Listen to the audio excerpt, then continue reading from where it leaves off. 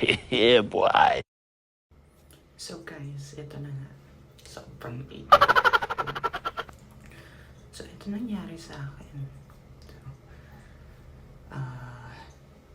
karoon ako ng problem about sa aking Gcash just because hindi ko mabayaran ang aking Ggives dahil sa ganito. So, hindi ako makabayad kasi ewan ko ba anong problema sa Gcash. So umabot siya ng 2 days na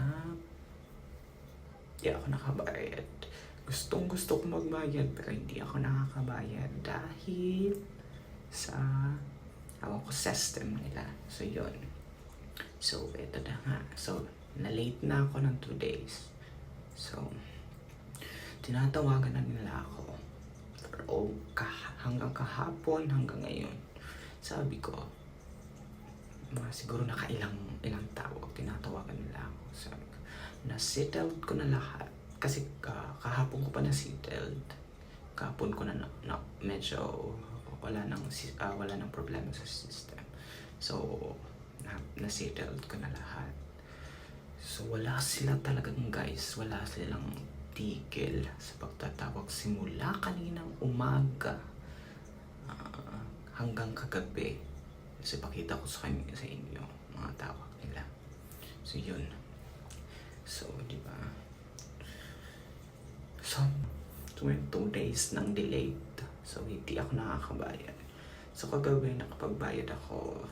Siguro nag-okay na kasi yung system nila. Nagawa ko na ng paraan. So nakabayad ako siguro mga gabi na.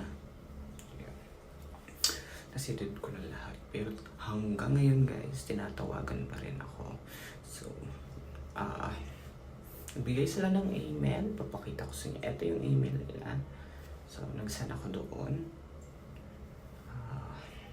Send ako ng email. Nag-send ako ng documents doon na nakapag-settle na ako. Sobrang na-stress talaga ako dahil yes, wala silang tigil. So, guys. So, ang nangyari kasi sa akin is, may pera ko sa Gcash. So, nagkaroon ako ng auto-deduction.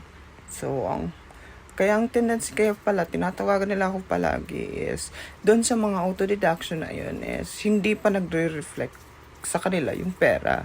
Or hindi pa pumapasok. Kaya, parang delayed ang naging tendency, ang nangyari, delayed.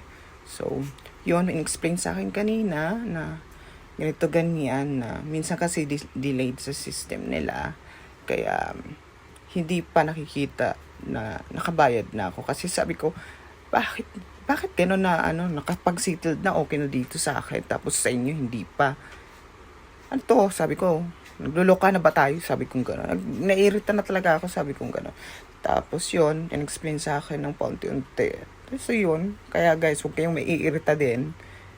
Ako talaga kanila naiirita na ako kasi nakailang tawag na sila sa akin. Simula kaninang 7. Yes.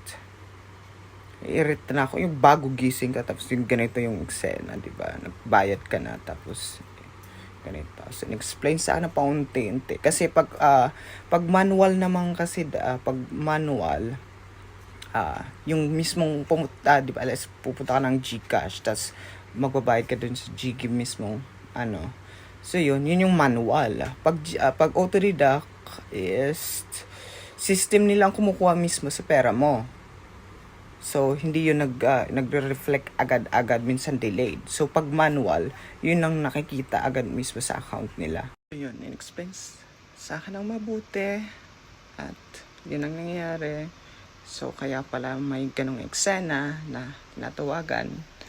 Kaya guys, wag na kayo magtaka kung palagi kayo tinatawagan kasi minsan hindi daw minsan delayed ang nagiging tendency ng problem. Hindi nagre-reflect sa account nila. Kaya palagi kayo tinatawagan. Natawagan ako ng ilang beses kaya naiirita ako. So yun lamang po. I hope it helps. So yun lamang.